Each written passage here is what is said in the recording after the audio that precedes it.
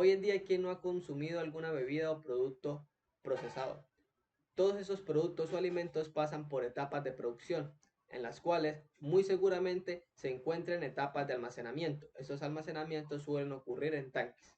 También en estos almacenamientos pueden operar variables como cocinado, filtrado, entre otras situaciones. Es por ello que en conjunto con mis compañeros de trabajo y en unión con el Semillero de Investigación en Instrumentación Electrónica, dado por el ingeniero Sergio Castro, hemos decidido desarrollar un sistema electrónico para el control de tanques con inteligencia artificial usando ESP32. Como objetivo general, se tiene que desarrollar un prototipo que realice la medición de las variables de oxígeno disuelto, pH y caudal usando inteligencia artificial, además de realizar el control de llenado y vaciado de un tanque. Todo esto en un ámbito de procesamiento o tratamiento de aguas. Los siguientes objetivos. Como objetivos específicos tenemos primero el de revisar todos los antecedentes acerca de proyectos referentes al control e instrumentación en tanques de almacenamiento. Todo esto para observar qué es lo que está realmente necesitando la industria hoy en día y qué podemos desarrollar que favorezca a todo este ámbito de la industria en función de los tanques o tanques de almacenamiento. Como segundo objetivo específico tenemos el de diseñar una interfaz que facilite la visualización de las lecturas de los sensores usando un servidor local. ¿Esto para qué? Para que el usuario pueda observar y visualizar qué es lo que está pasando dentro del tanque y logre ejercer control sobre él o logre visualizar qué podría pasar con las variables de control o lo que se quiere o lo que se requiera realizar dentro del tanque, como cocinado, filtrado, entre otras situaciones.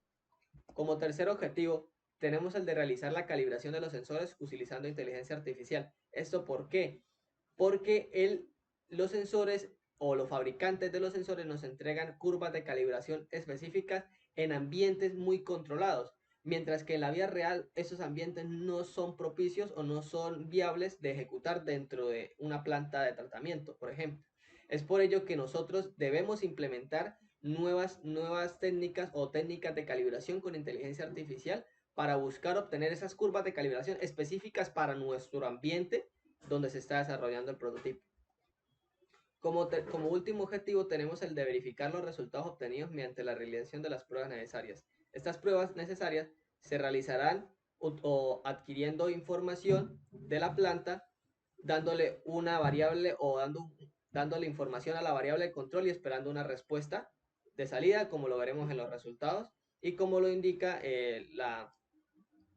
la información en los diferentes libros consultados, como lo podemos ver en los antecedentes, en los cuales consultamos libros de diseño de páginas web de HTML. ¿Para qué? Para buscar que estas páginas sean mucho más atractivas visualmente y pues los usuarios puedan ver esta información de una forma mucho más atractiva para el ojo humano.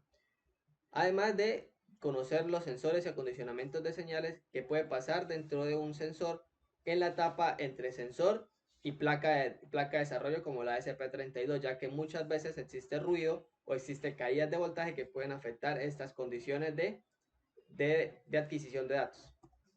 Como tercer antecedente tenemos la ingeniería de control moderna de Ogata, de la cual buscamos e informamos todas las técnicas de control y todo lo que podíamos aplicar dentro del control que iba a desarrollar este prototipo.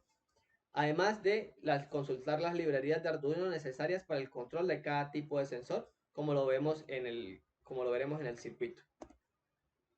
Como metodología se tomaron 4 pasos importantes, ya que pues este proyecto es de carácter cuantitativo y se buscaron estrategias para disminuir los costos de adquisición de datos y el control en tanques de almacenamiento. Todo esto buscando que la información pueda ser visual fácilmente, como lo tenemos en el primer ítem, el cual va a ser diseñar una página web que sea totalmente atractiva a los humanos utilizando JavaScript, HTML y CSS. JavaScript y HTML y CSS lo usaremos para la animación de diferentes tacómetros, como lo veremos en el diseño de la página web.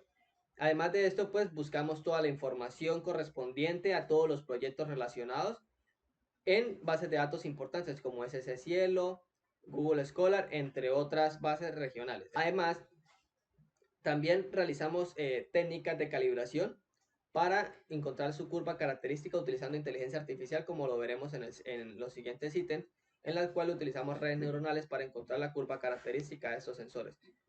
Y también, como último, realizar el proceso de realización de pruebas para observar si la variable de entrada que yo le ejecuto al sistema me da como tal una variable de salida, que es la esperada por el sistema.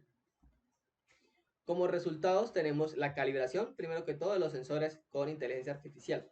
Todo esto lo hicimos para reducir el error, ya que pues una curva de calibración obtenida por los fabricantes o dada por los fabricantes nos daba un porcentaje de error mucho mayor que si utilizábamos calibración por inteligencia artificial, ya que al obtener datos o recibir los datos a partir de sensores propios de laboratorio y dándole las variables a los sensores, obteníamos ciertos voltajes. Estos voltajes, además de las variables obtenidas de los sensores propios que se utilizan para medir esa variable, en esa base de datos le ingresamos a una red neuronal, la cual está constituida, dependiendo del tipo de curva, está constituida por una o más neuronas.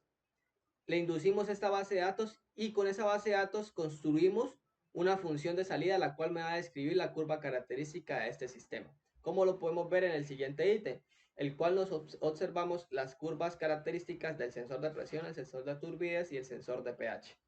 Como podemos ver, el sensor de presión y el sensor de pH son curvas lineales, para lo cual solamente vamos a utilizar o se utilizó una sola red neuronal o solo una neurona.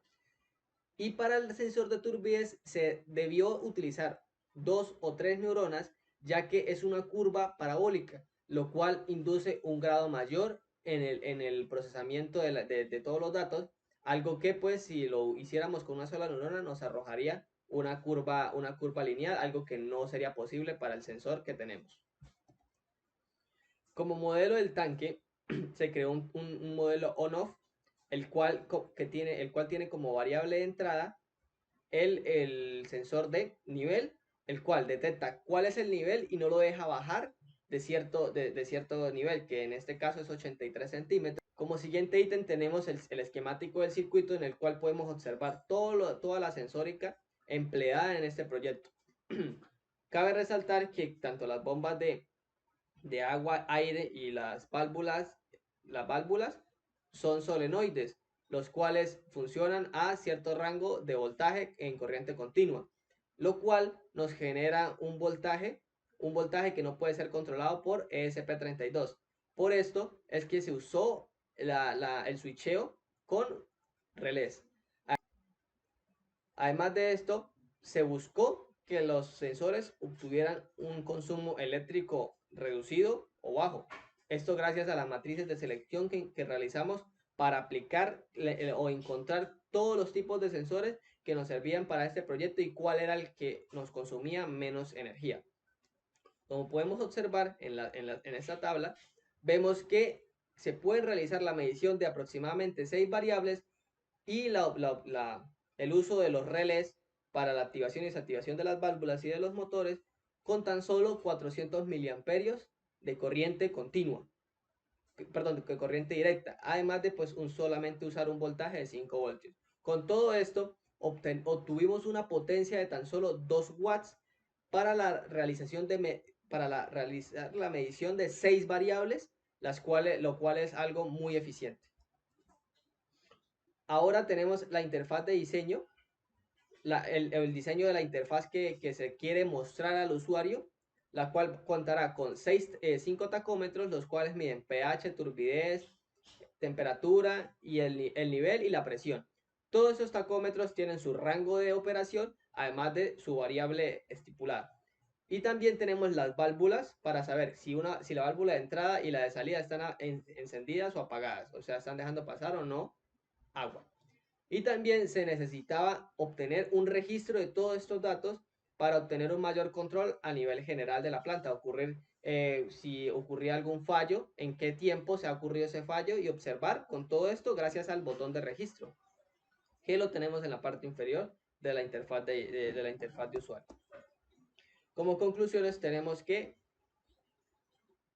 se logró encontrar los mejores sensores con la mayor eficiencia energética gracias a las matrices de selección. Como lo veníamos diciendo, una de las principales búsquedas que realizamos en cuestión a sensores fue perdón, que estos fueran totalmente eficientes con respecto a la medición que realizaban y con respecto a su consumo eléctrico.